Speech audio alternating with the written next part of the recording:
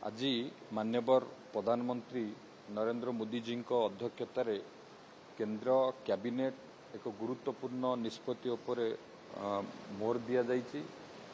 पाखापाखी 1000टी ITI को model ITI रूपे केंद्र cabinet आज गुरुत्वपूर्ण निष्पत्ति निया जाइछि। सारा भारत वर्ष रे 1000टी आईटीआई मॉडल आईटीआई को आमर हब एवं स्पोक व्यवस्था माध्यम रे तार उन्नतीकरण करा जिवो। सेति मध्यरे आपण माने समस्ते जानिथिबे ओडिशा को मध्य प्राधान्य दे जाई ओडिशा मध्य सही व्यवस्थित हिसाब रे ओडिशा को तार व्यवस्थित ढंग रे ओडिशा को मध्य मिलिबो एवं 5टी सेंटर ऑफ एक्सीलेंस करा जिवो। जो 5टी मध्य मध्य ओडिशा रो मध्य भुवनेश्वर ठारे मध्य एक सेंटर ऑफ एक्सीलेंस प्रतिष्ठा करा जिवो। एहा द्वारा पाखापाखी 20 लाख युवक मानकु दक्ष करा जिवो एवं एथिरे 50,000 प्रशिक्षक को टीओटी माध्यम रे एठी प्रशिक्षण बा तालीम दिया जिवो एवं एहा माध्यम रे आपण माने समस्त जानिथिबे जे भली भाबे रे ओडिशा रे सारा भारत वर्ष रे जो भली निवेश होउची बा ओडिशा रे जो निवेश होउची जो इंडस्ट्री रेडी वर्कफोर्स दरकार से वर्कफोर्स बनैबारे मध्य ये सहायक हबो।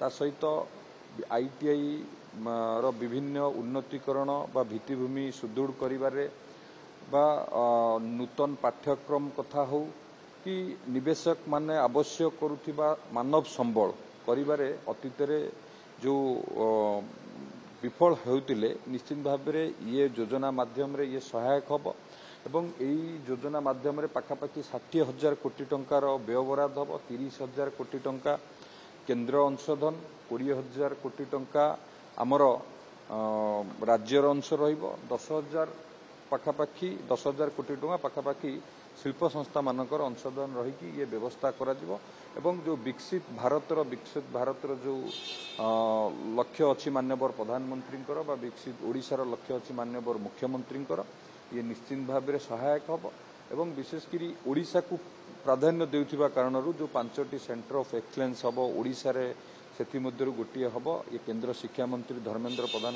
एथिरे जो अवदान रहउची तांकु मध्य धन्यवाद जणाउछु एवं एबे जो ये जो कैबिनेट अप्रूव हेची ये माध्यम रे हमर जो वैषयिक शिक्षा हो बा वृत्तिगत शिक्षा हो बा हमर दक्षता विकास करिवार हो ये निश्चित भाव में सहायक हबो एवं सफल हबो। किंतु 1000 आईटीआई को सारा भारत वर्ष रे निया जाइछि। सेतिरु 200टी हब आउ स्पोक 800टी एई मॉडल रे करा जिवो। सेति मध्ये रे ओडिशा रे मध्ये भाग पड़िबो। तो ओडिशा रे जे हिसाब रे भाग पड़िबो निश्चित भाव रे ओडिशा रे मध्ये इंफ्रास्ट्रक्चर कतुरु आरंभ करी नूतन पाठ्यक्रम कथा हुंतु इंडस्ट्री रेडी वर्कफोर्स बनैबा कथा हुंतु कि जो 5टी सेंटर ऑफ एक्सीलेंस हबो सेति मध्ये गोटिए भुवनेश्वर रे हबो ये जातीय स्तर रे हबो। तो निश्चित भाव रे ओडिशा एथिरि बहुत लाभवान हबो। ये जो आज जो कैबिनेट मोहर मरा जाइछि ओडिशा रे मध्ये जो शिल्प आमे उत्कर्ष ओडिशा कनक्लेव कले शिल्प संस्था आवश्यक करुथिबा जो मानव संबल को दक्ष करिबा पई ये मध्ये सहायक हबो। किंतु भुवनेश्वर ठारे करा जिवो भुवनेश्वर ठारे करा जिवो। आज तो कैबिनेट अप्रूव हेछि आगामी दिन रे आपण मानकु जणा जिवो।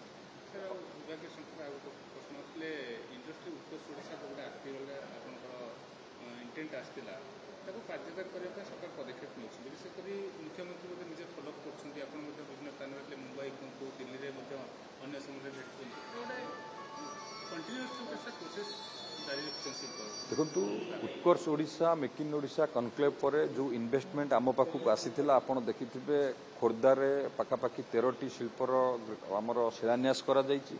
एबे एई मासरे मध्य शेष भाग रे मध्य आपण देखिबे विभिन्न स्थान रे मध्य शिलान्यास करा जिवो। आमे सेतिरे तत्पर अछु विभाग पूरा फोकस देकी सेति से मध्य काम करा जाउछि।